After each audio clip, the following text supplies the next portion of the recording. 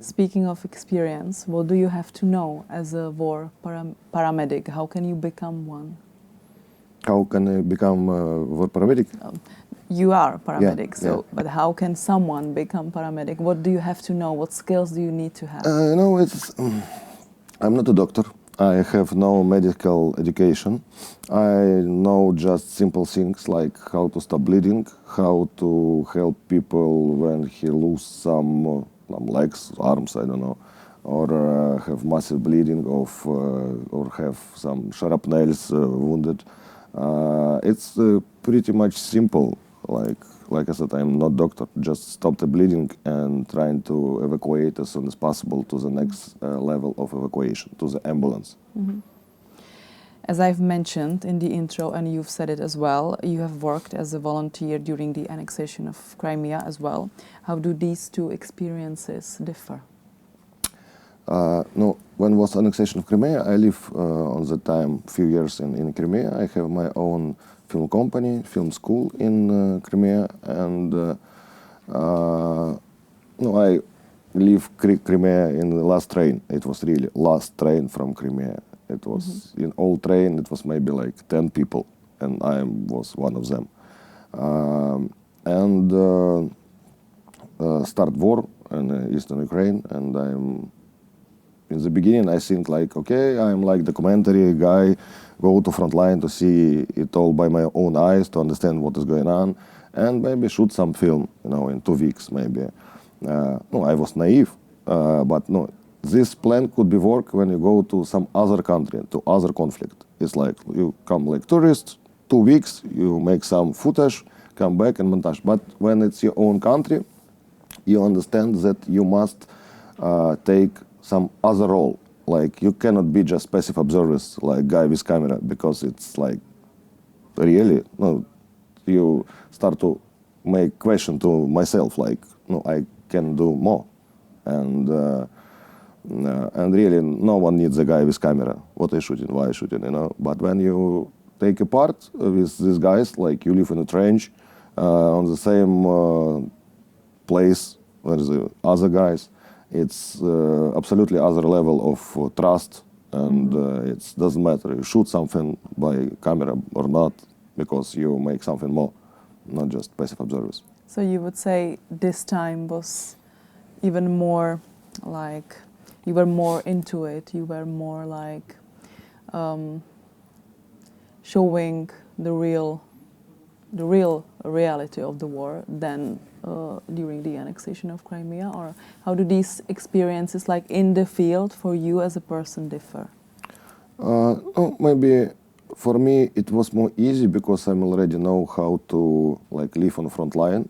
I know what I will see, what I expect, but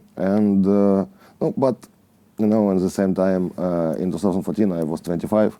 Now I'm 34, and really, that helps. It's the experience really helps. Experience, yes, but you have more energy when you're 25. Okay. Absolutely. I agree. You're young and you think like, okay, die someone else. Like it can be like something bad.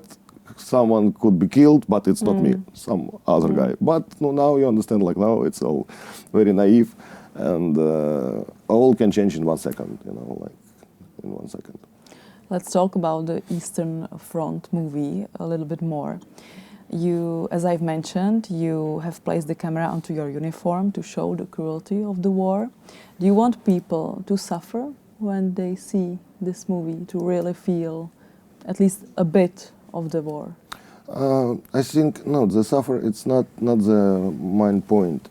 I think a lot of people live in some imagined world and imagine the war like through the books, fiction films, and sometimes it's very romantic things, but it's not romantic, it's real life. And I think, or for example, about war, speak some politics in costumes and suits who don't see the war by own eyes, and we have a lot of some naive question, absolutely naive, but stop, guys. If you saw the same what I saw, it's like it's nivellate all questions. So it still happens that someone comes to you and like claim that the war in Ukraine is not real?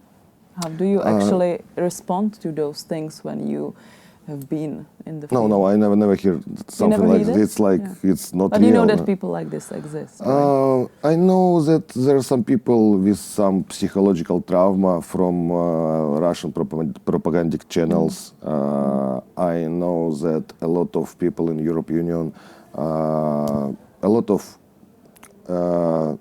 of TV channels just from 2014 just spread Russian propaganda because it was on some government channels and just copy pasta, and really a lot of people know how you can work with people. You must to fix something, but people eat this news 8 years, and it's a problem.